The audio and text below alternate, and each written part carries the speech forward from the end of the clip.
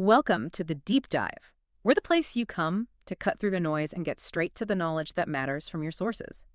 And today, we are diving deep into something pretty wild. Interstellar Object 3 I Atlas. It's the fastest, definitely the strangest, and maybe the most argued about thing to swing through our solar system in years. So our mission here is to get past the internet headlines, the whole alien mothership thing. We'll touch on that, don't worry. But the real scientific mysteries. They are honestly stranger than fiction. We want to show you why this visitor is forcing astronomers to rethink, well, a lot. Okay, just to set the scene, 3I Atlas, it was spotted July 1st, 2025.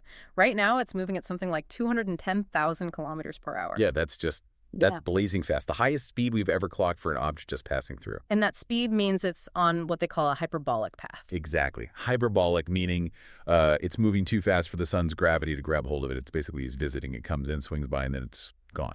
Forever. Okay. And, we're calling it an interstellar comet, mostly. But its behavior, it's just not fitting our standard models at all. How does it stack up against, say, Oumuamua, that first interstellar visitor everyone talked about? Well, size-wise, it's tricky. The effective radius is pretty small, constrained to less than about 2.8 kilometers. But estimates suggest it could be 1 million times more massive than Oumuamua. 1 million times? Wow. Yeah, it's a real heavyweight. And what's inside? It's chemistry. It's bizarre. Okay, bizarre how? I mean, usually comets are like these big, dirty snowballs, right? Yeah. Lots of water ice. Right. That's the standard picture. So what did Hubble and JWST actually find in this thing's gas plume? Because it sounds like it's almost chemically wrong. It absolutely is. It defies expectations. Right. The plume, it's only got about 4% water by mass. 4%, that's it. That's it. Instead, it's incredibly rich in carbon dioxide. Co-euro. The ratio of co-euro to water, HO, is measured at 7:06 p.m. 0.33. And what does that number 7.6 actually mean compared to other comets? Well, put it this way. That number is 4.5 standard deviations above the trend for any comet from our own solar system we've ever studied. It's completely off the charts. Yeah. So, yeah, less snowball, more like a giant chunk of cosmic dry ice. Huh. A massive co-heavy object. Okay, weird. But then there's the metals, right? That seems to be where things get even stranger. Yes. The metals are another big anomaly. The plume shows much more nickel than iron. Nickel over iron. Okay. And the nickel to cyanide ratio, it's orders of magnitude higher than any known solar system comet. We just don't see that. So where do you see that kind of nickel signature? Well, this specific chemical fingerprint, it's actually similar to some industrially produced nickel alloys, stuff made here on Earth. Industrially produced alloys. Okay, Yeah. that's the kind of data point that makes you go, Exactly. It immediately makes you ask, is this just some really extreme but natural variation we'd never seen before? Or something else going on? And if the chemistry wasn't confusing enough, the way it's moving is also weird. Let's talk about this non-gravitational acceleration. The NGA, it's getting an extra push somehow. Precisely. It's accelerating, just slightly outward, more than the sun's gravity alone can explain. But don't comets do that? Like when ice turns to gas, it acts like a little rocket engine. They do, yes. That's called outgassing, the rocket effect. It's common. But 3I Atlas is huge, and it's moving incredibly fast.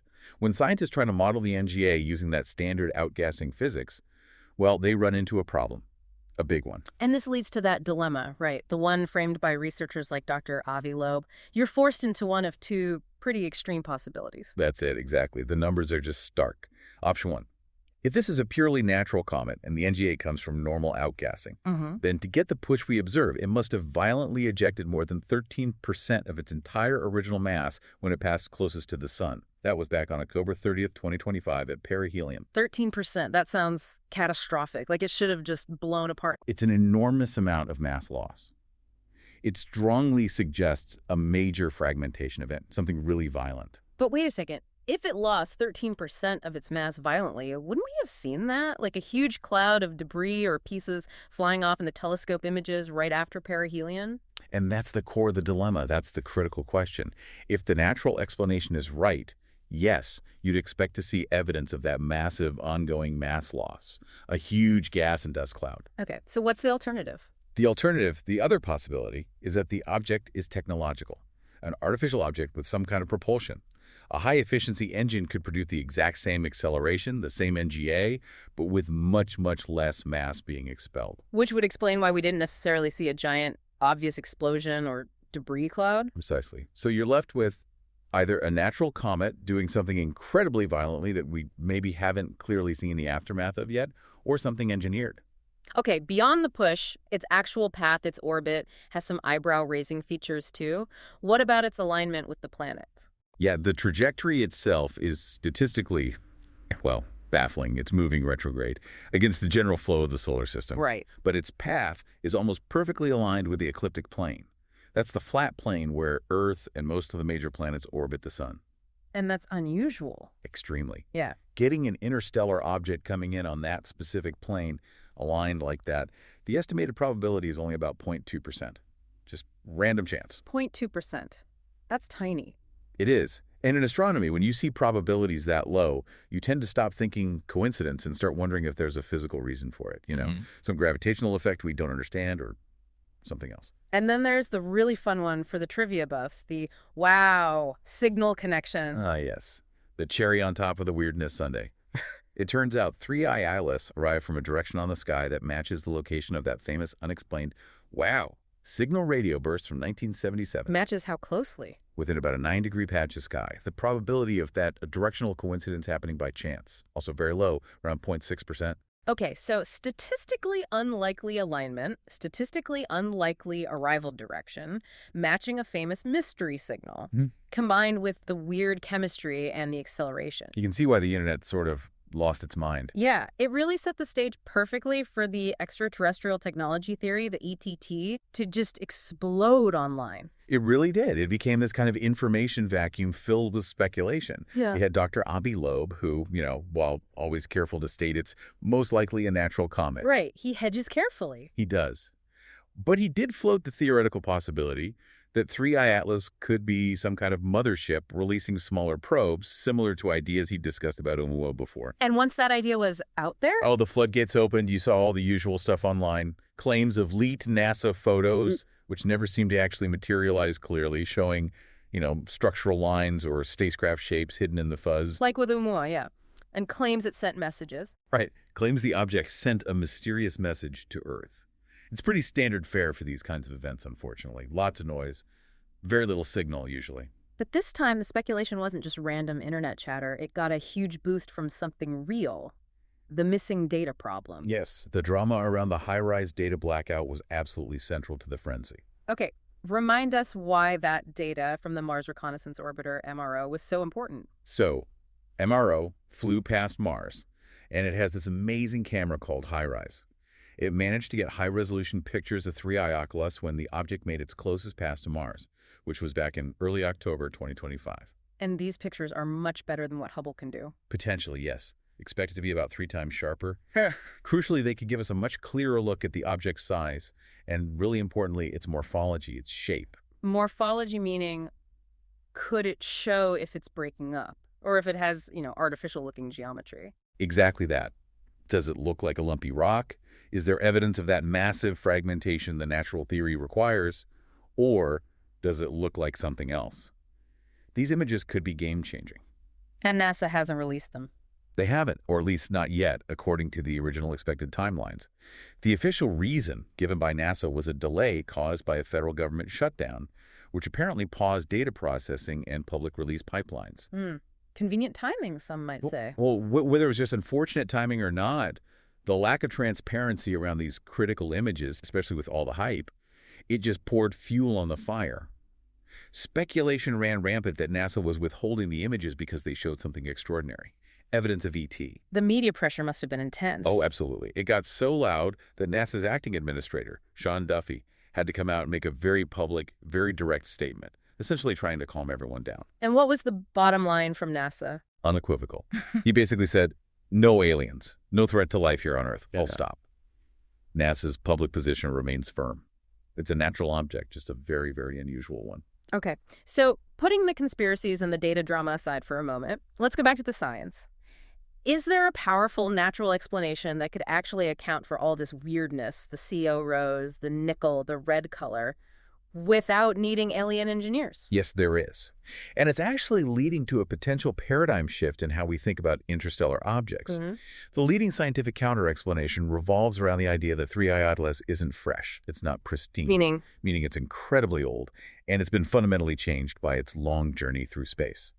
The new research focuses on something called galactic cosmic ray processing, GCR processing. Galactic rays. That's like high-energy radiation from supernovae, black holes, stuff like that, zipping through the galaxy. Exactly. High-energy particles. Yeah. The idea is that over billions of years, gigayear timescales drifting alone in interstellar space, 3I Atlas has been constantly bombarded by these GCRs.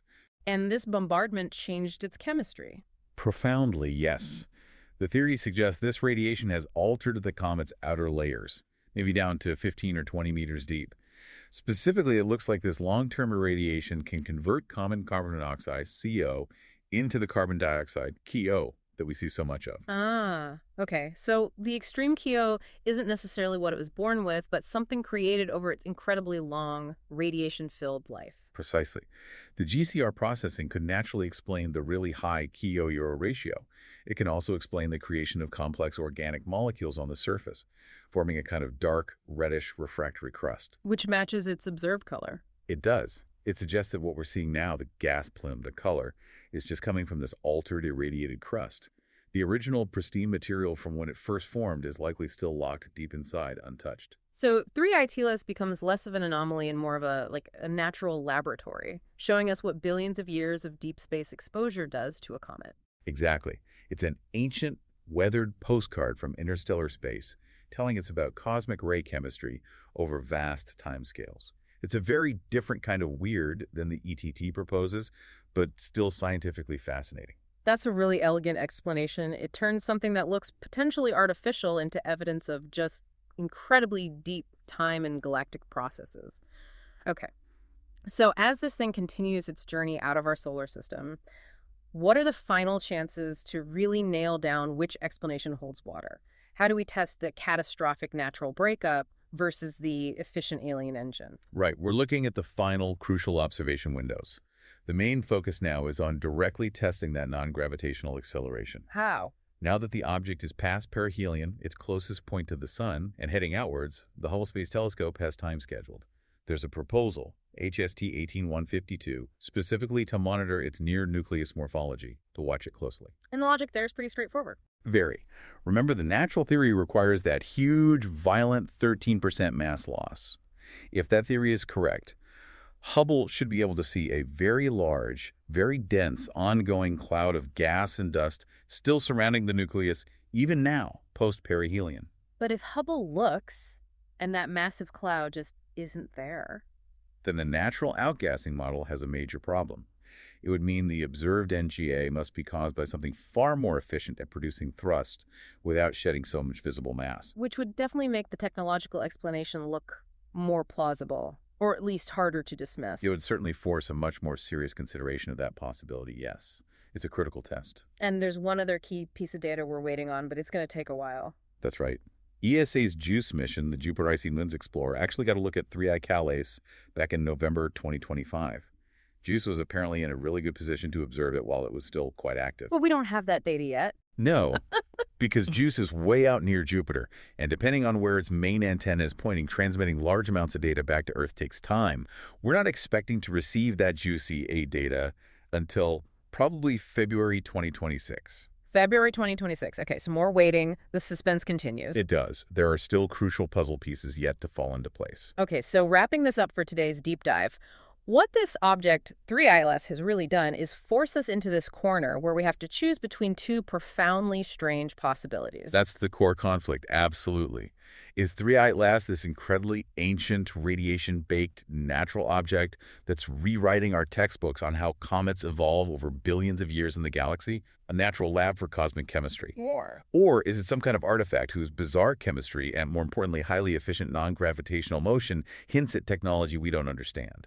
Resolving that NGA puzzle, especially with the upcoming Hubble data, is key. So, the final thought we want to leave you with is this. 3IAS forces us to confront these two outcomes. Either our fundamental understanding of interstellar comets and galactic chemistry needs a major update because of this GCR processing, or maybe the universe has technological artifacts zipping through it. Think about it. Which of those scenarios do you actually find stranger? Keep your eyes peeled for those Hubble results and the JOCE data next year. The story of 3IA Teal is definitely not over yet.